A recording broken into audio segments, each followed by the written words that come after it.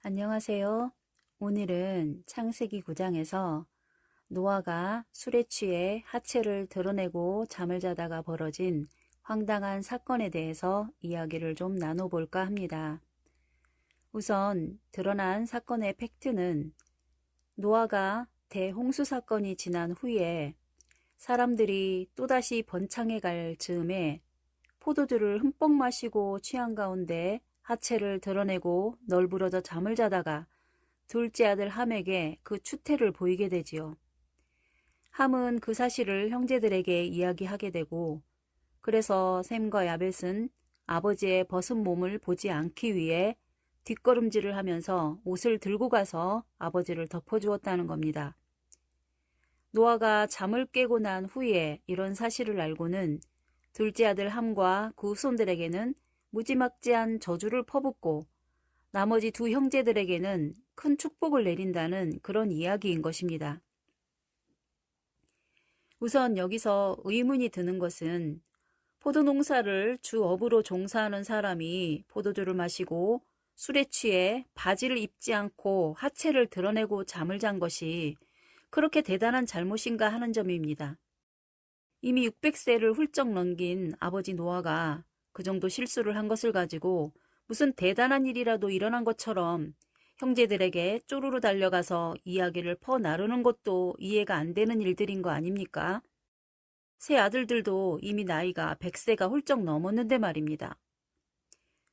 또 그런 사실을 형제들에게 이야기했다고 아버지라는 사람이 자기의 둘째 아들 함과 그 후손들에게 또 그렇게 혹독하게 저주를 퍼붓는다는 것도 참 우스운 노릇 아닙니까?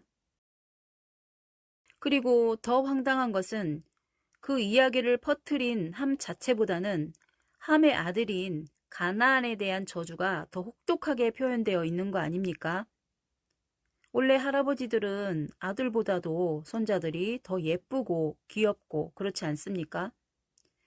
그런데도 손자들에게 그런 저주를 퍼붓는 것은 아무래도 노아가 너무 오버한 것이 아닌가 하는 생각이 드는 것입니다. 그런데 또 더 이해가 안 되는 점은 노아의 그런 노망기에 가까운 저주와 축복들을 하나님은 그대로 받아들이시고 노아가 선포한 대로 세 아들과 그 후손들의 운명이 결정되고 그렇게 선포된 대로 인류 역사가 지금까지 흘러왔고 또 세계사가 그 맥을 따라 형성되었으니 하나님의 역사 운행의 방식은 참으로 알다가도 모를 일인 것 같지 않습니까? 성경의 표면적인 의미만 생각하면 좀 이해가 안 되는 이야기들이지만 성경의 기록 용법이나 모든 기록들에 담긴 하나님의 숨은 의도를 알게 된다면 색다른 숨어있는 이면적인 역사와 또 그에 따른 하나님의 인류 역사의 운영 방식과 성경의 특이한 기록 용법을 좀 더 깊이 바라볼 수 있는 안목이 생기실 것입니다. 그러면 노아의 이야기가 말하고자 하는 것에는 어떤 의미가 숨겨져 있는지를 간단하게 좀 살펴보도록 하겠습니다. 우선은 술에 취해 하체를 드러냈다는 의미를 성경 속에서 사용되어 온 용법을 통해서 조금 더 깊이 살펴보면 먼저 예레미야 13장 26절을 보시면 이스라엘을 여자로 비유해서 그 치마를 들어올려 수치를 드러내시겠다는 책망을 하시는 말씀이나 계시록 3장 17절을 보시면 아시아 7교회의 마지막 교회인 라오디게아 교회에게 책망하시기를 너가 눈멀고 헐벗은 것을 알지 못한다고 하시는 말씀을 보면 이는 단지 술에 취해서 옷을 벗고 잤다는 말이 아니라 세속적인 죄악의 악습에 취해서 신앙적인 수치가 드러났다는 뜻으로 보아야 할 것입니다. 구약의 이스라엘과 신약의 교회들이 어떤 죄와 허물을 가지고 있었는지는 이스라엘 역사와 교회 역사를 통해서 충분히 짐작할 수 있을 것입니다. 하나님의 말씀을 멀리하고 우상 숭배에 빠져 이방의 풍습에 젖은 배교적인 행태들을 말하는 것이겠죠. 이런 관점으로 본다면 노아도 술에 취해 하체를 드러냈다는 말은 그의 치명적인 신앙적인 허물을 드러내며 하나님을 실망시켰다는 의미가 되는 것인 겁니다. 그렇다면 노아는 과연 어떤 죄와 허물 속에 빠져 있었을까요? 성경은 구체적으로 노아의 타락상을 표현하고 있지는 않지만 주변의 상황들을 역추적해 봄으로써 그 타락상을 충분히 추측할 수 있을 것입니다. 노아가 홍수를 맞은 것은 노아가 600세 되던 해였죠. 그리고 1년 남짓 배 안에서 살다가 홍수가 다 물러가고 방주에서 나와 포도 농사에 종사하며 살아가게 되었던 것입니다. 그리고는 350년을 더 살다가 950세에 죽음을 맞이하게 된 것이죠. 600세도 이미 작은 나이가 아니지만 홍수 후에 350년을 더 사는 동안에 무슨 일이 벌어졌기에 하체를 드러냈다고 할 만한 일들이 벌어졌을까요? 창세기 10장에서는 노아 홍수 후에 노아의 후손들이 번성해가는 과정의 족보를 자세히 소개하고 있는데 그 연대기를 추적해보면 노아가 죽고서 약 50년 정도 후에 아브라함이 태어나게 됩니다. 아브라함은 바벨탑을 쌓는 사건이 벌어진 후에 모든 종족들이 뿔뿔이 흩어지는 과정에서 가나안 땅을 향해 출발하게 된 것인 거죠. 그때는 노아는 죽었지만 사실 노아의 세 아들들은 여전히 살아있는 상태였던 겁니다. 그렇다면 바벨탑을 쌓아 하나님의 노를 격발시키는 사건이 모의되고 작당히 이루어질 그 즈음에는 노아도 아직 죽지 않은 상태에 있었다는 것을 계산상으로 추측해 볼 수가 있을 것입니다. 바벨탑 사건이 어떤 의미를 가지는지는 우리 신앙인들이 잘 알고 있는 것 아닙니까? 아담과 하와가 선악과를 먹으면서 하나님처럼 된다는 뱀의 말에 속아 선악과를 먹은 것처럼 노아의 후손들은 스스로 바벨탑을 쌓아 하나님의 지위에까지 높아지려고 바벨탑을 쌓았던 것인 거죠. 하나님은 그들의 어리석은 의도를 간파하시고 그들을 흩으시기 위해 언어를 혼잡하게 하여 모든 사람들을 흩어버리셨던 것인 거죠. 아마도 그 바벨탑을 쌓는 작업은 결코 짧은 시간에 진행되지는 않았을 것입니다.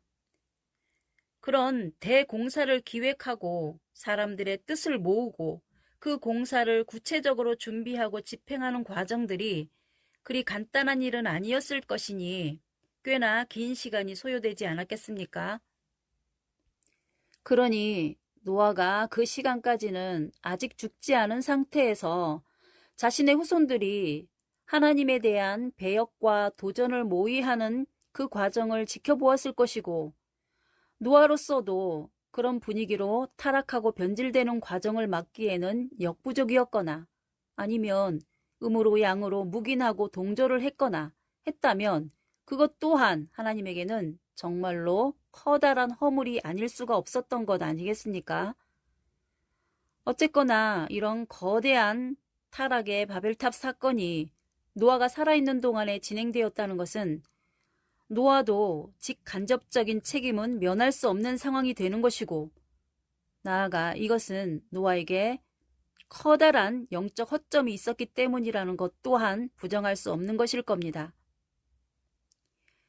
여튼 이런 급격한 변화의 소용돌이 속에서 세 아들인 셈과 함과 야벳은 아브람이 출현하기까지 살아있으면서 바벨탑 사건의 소용돌이를 고스란히 타면서 하나님께 범죄를 한 것이고 결국은 하나님의 진노 어린 심판을 받아 모든 혈족들이 뿔뿔이 흩어지는 결과를 초래하게 된 것이라는 겁니다.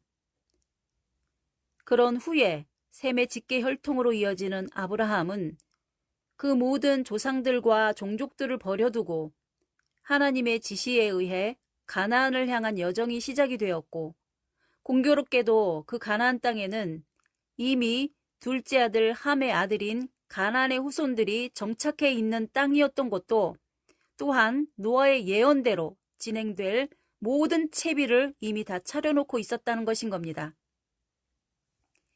그래서 결국 나중에는 모세와 여호수아를 통해 그 가나안 땅을 정벌하게 되었으니 이는 노아의 저주대로 가나안은 형제들의 종의 종이 되리라는 예언을 이루게 된 것이고 그 후손들이 나중에는 아프리카의 모든 종족들이 노예 사냥감으로 전락되는 엄청난 역사의 소용돌이가 일어나는 것도 참으로 기묘한 현상이 아닐 수가 없는 것인 겁니다.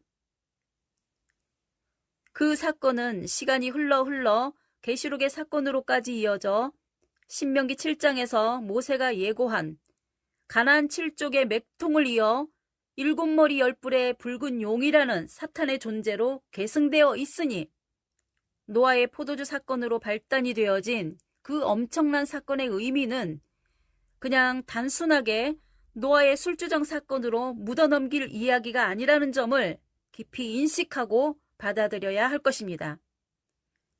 이런 말씀의 깊이를 이해하지 못한다면 오늘날의 교회들의 타락상의 본질과 계시록이 예언한 말세의 사건의 본질을 결코 바르게 이해할 수 없음도 알아야 하겠습니다. 성경은 단순한 인간들 이야기를 담은 책이 아닙니다. 사사로운 기분 감정으로 다룰 책은 더더욱 아닙니다. 하나님의 천지 창조와 인류 구원 역사를 비밀스럽게 담아놓은 신비로운 책입니다. 그 말씀의 비밀을 깨닫는 사람만이 이 거대한 하나님의 역사를 이해하고 그 역사에 참여할 수 있는 것입니다. 상세하게 다 설명드리지는 못하지만 부디 이런 이야기를 통해서 하나님을 깊이 만나는 계기가 되기를 기원합니다. 감사합니다.